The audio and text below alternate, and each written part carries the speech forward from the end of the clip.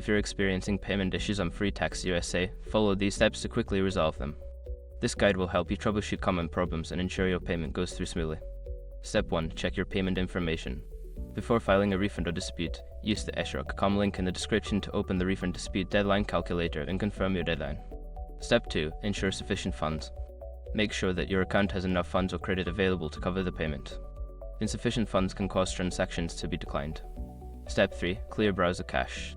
Sometimes browser issues can interfere with online transactions.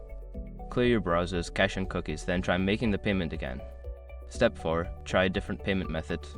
If the initial payment method fails, consider using an alternative payment option. FreeTaxUSA may accept different types of cards or payment services that could work better. Step 5. Contact customer support. If you've tried the previous steps and still face issues, reach out to FreeTaxUSA's customer support.